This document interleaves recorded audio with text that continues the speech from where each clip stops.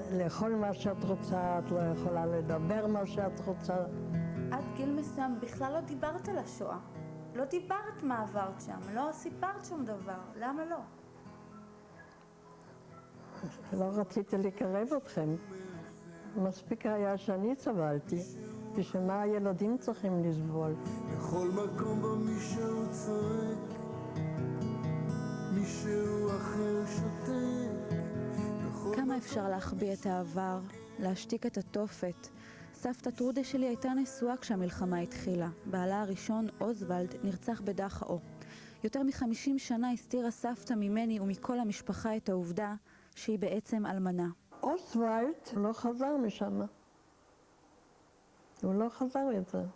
אבל מה בדיוק קרה? אני לא יודעת. אני לא הייתי איתו יחד. בעצם הוא נפרד ממני.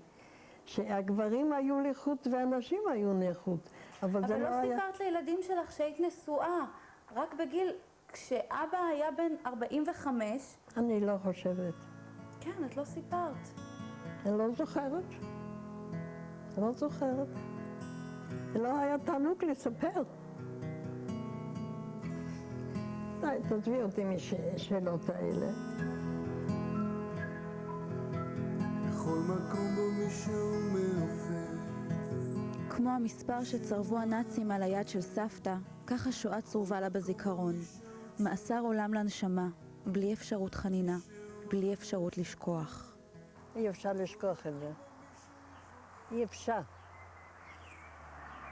אני לא נרדמת בלי להיזכר את הלהבות שהיו, ששרפו את האנשים.